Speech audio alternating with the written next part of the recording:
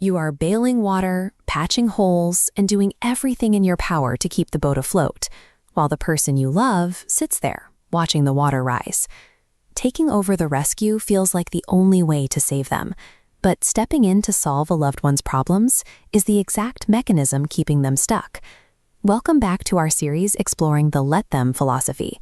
In this 5th installment, we are looking at the struggling adults in your life who refuse to change. You know the cycle.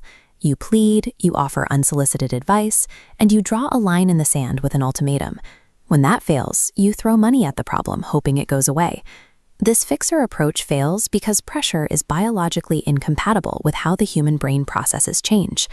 Harvard-trained psychiatrist Dr. Alok Kanoja studies how we process motivation. His research shows that human beings are hardwired to move toward immediate pleasure and pull away from present pain. Making a major life change is difficult and painful. When you nag someone to do it, your pressure registers as a painful loss of control, causing their brain to push back and retreat to protect its own autonomy. Using fear is even less effective. Behavioral neuroscientist Dr. Tali Sharot studies how the human brain reacts to ultimatums, threats, and worst-case scenarios. Most people operate under the illusion that warnings do not apply to them.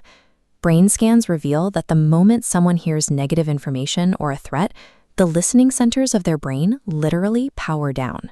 Your nagging is a waste of breath. By pushing them, you're triggering a biological defensive shutdown that guarantees they will resist your attempts to manage their life. To influence someone, you must first take a step back. You have to drop your timeline and accept them exactly as they are. Once the pressure is gone, you can use a behavioral framework called the ABC loop to exert positive influence without forcing the issue. The A stands for apologize, then ask.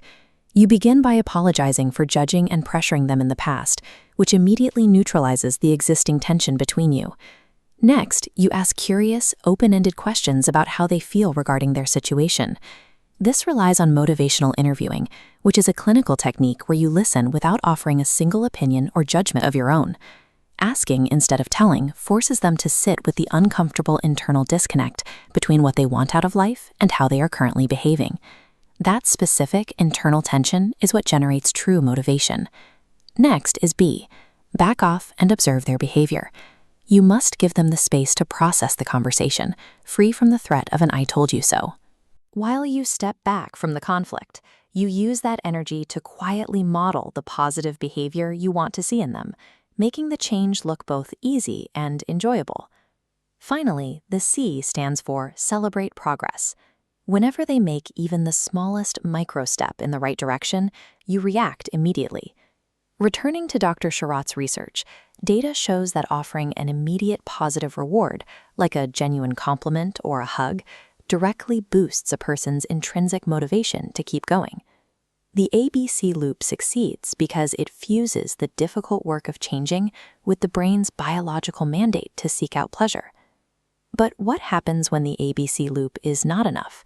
What if the person you love is spiraling and completely refuses to do the work to get better? Harvard psychiatrist Dr. Robert Waldinger emphasizes the necessity of letting adults face the natural consequences of their own choices. Subsidizing their life while they refuse professional help turns your support into an active enabler of self-destructive behavior. Paying their rent or covering their bills without strict conditions makes you part of the problem. You owe your loved ones unconditional acceptance and compassion, but you do not owe them cash. Removing financial support feels agonizingly cruel in the moment, but forcing them to navigate the weight of their own choices often provides the necessary catalyst to finally rescue themselves. True love means stepping back and believing in their capacity to face their own struggles. Stopping the fixing is the only way to empower them. Thank you for watching. If this breakdown changed how you view helping the people you love, please like this video, share your biggest takeaway in the comments below, and subscribe to Well Drawn Wisdom for more illustrated insights.